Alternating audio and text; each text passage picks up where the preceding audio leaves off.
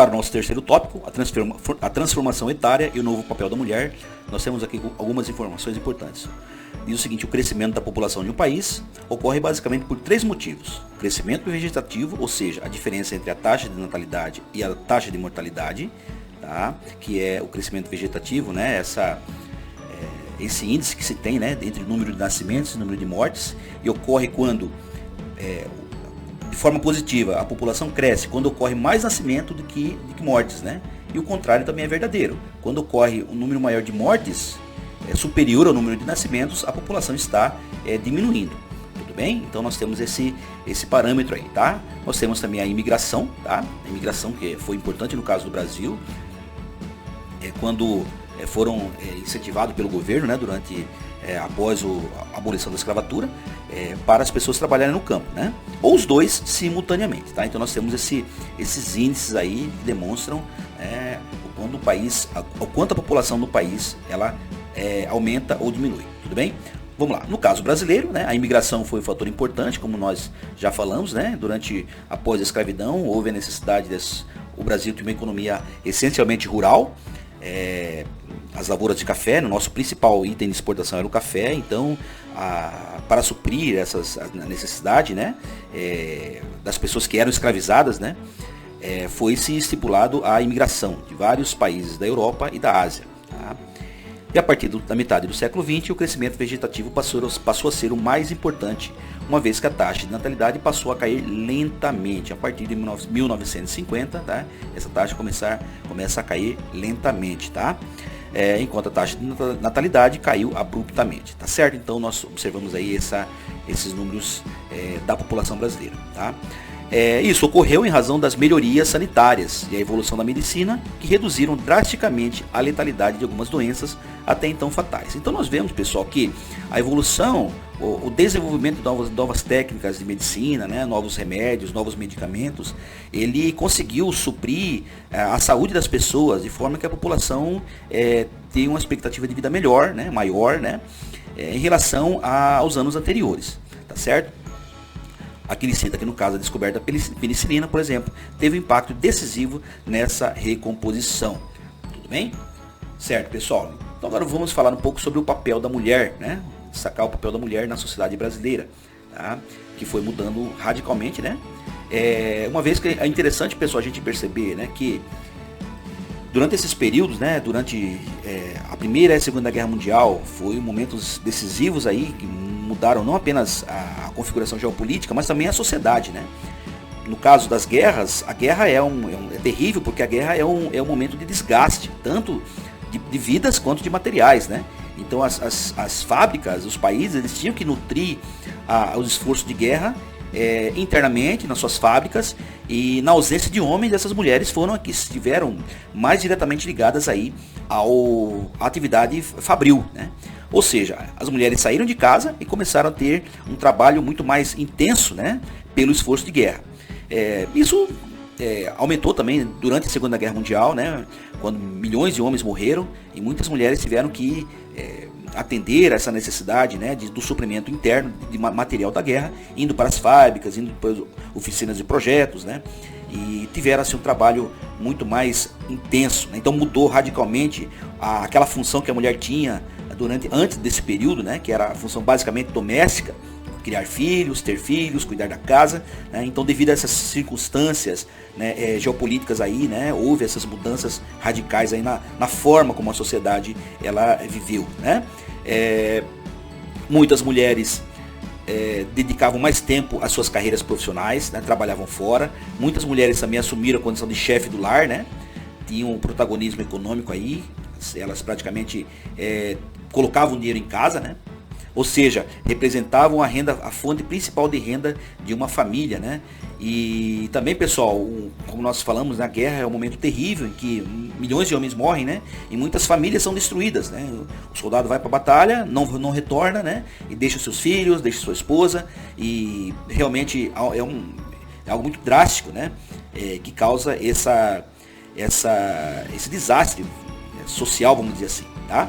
Então as mulheres tiveram que assumir muito mais intensamente esse papel, né, protagonista, de uma forma mais intensa, trabalhar fora, prover de renda, né, às suas famílias.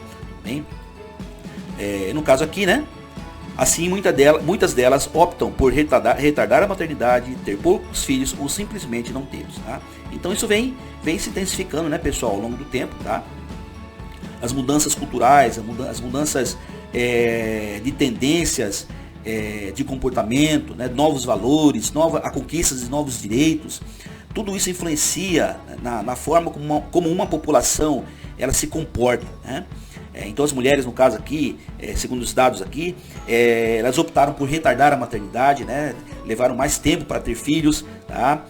Ter poucos filhos, né? Devido muitas vezes às necessidades, às dificuldades, terem poucos filhos, e simplesmente não tê-los. Então as mudanças culturais nós percebemos que é fundamental aí também para a determinação do crescimento ou decréscimo de uma população, de um país, certo? Assim, a taxa de fecundidade que está em queda, olha só, nos anos 40, essa taxa era de 6,16 filhos por mulher, tá? Olha que interessante, pessoal. Em 2018 era de 1,77, tá? Os nossos avós aí, as nossas avós, né? Os nossos bisavós aí, a gente pode perceber isso muito claramente nas nossas famílias, nossos tios, nossos pais aí, né? As famílias eram bem mais numerosas do que hoje, tá? E hoje está, em 2018, 1,77, ou seja, abaixo da taxa de reposição, que é de 2,21. Essa é a razão da queda da taxa de natalidade, tá? A modificação em curso na composição etária da população brasileira deve-se à tendência de queda da taxa de natalidade, tá? Está nascendo menos pessoas no Brasil, tá?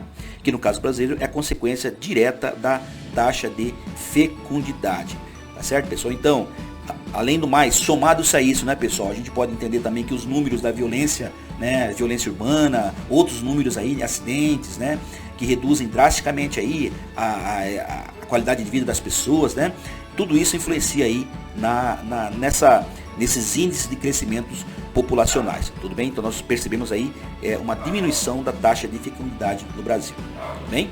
Aqui nós temos aqui uma foto, né, de uma pesquisadora, né, e geralmente as mulheres se dedicam a várias atividades profissionais, tá? E devido a essa dedicação, a esse esforço, a esse empenho, né, essas novas ambições, né, que são positivas, tá certo? Muitas delas acabam aí diminuindo, né, ou retardando a maternidade, tudo bem? Aqui nós temos profissões com grande número de mulheres em 2018, né? Professores do ensino escolar, tá?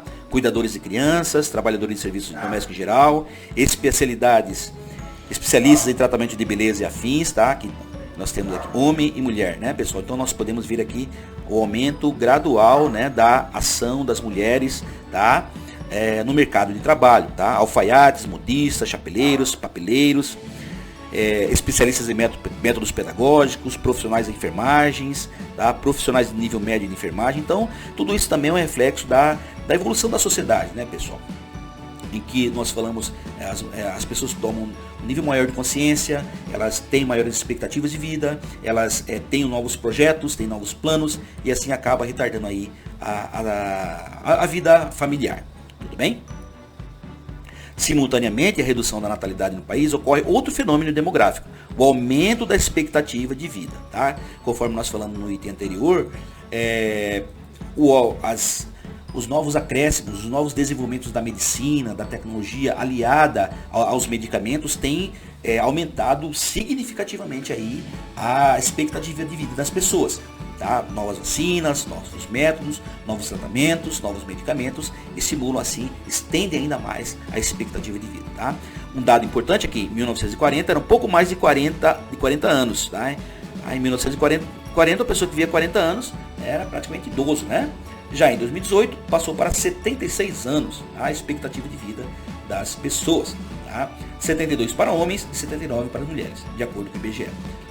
A combinação desses dois fenômenos produz no Brasil o envelhecimento da população, tá? Esse é um dado aí que já está bem consolidado, tá certo? E que por isso que é importante essas informações, né, colhidas à população, para que os decisores políticos, né, possam assim tomar iniciativas, campanhas de conscientização, né, em relação à população brasileira, tá? A tendência para os anos vindouros é de contínua redução da população de jovens, tá? E o aumento da população senil, né? E hoje, pessoal, o jovem ele também se arrisca mais, né? Se arrisca mais. Se nós pegarmos aí as estatísticas aí de acidentes, né? As estatísticas aí de sinistros que ocorrem, né? No meio urbano, basicamente, uma grande maioria deles são jovens, né? Que infelizmente, né? Pela violência, pelas circunstâncias, eles são vitimados aí, né? No trânsito, seja em acidentes, seja devido aos vários fatores de violência mesmo, tá? Então vem reduzindo, né, o número de jovens no Brasil, né? Então, somado a essas situações, né? A baixa taxa de fecundidade, né? De natalidade e o número de jovens que morrem significativamente, né? Significa que o país está em processo de envelhecimento, tá? Ou seja, a população brasileira está em pleno processo de transformação do seu perfil demográfico, tá? Como nós vamos observar aí, tá certo? Aqui mais informações importantes. Aqui, ó. Pirâmide etária de 2012 a 2019, tá? De 80 ou mais anos, entre homens e mulheres, tá certo? 80 anos ou mais, 75 anos a 79 anos, 70 a 74 anos, tá? 65 a 69 anos, tá certo? 50 a 54 anos. Então é interessante a gente perceber aqui, ó, a taxa de velhos no Brasil, né? De meia idade, né? Hoje consideramos meia idade, né? Aos 40 anos, né? Ele começa a aumentar, né? Tá certo? Então nós temos esses dados pelo IBGE, tudo bem?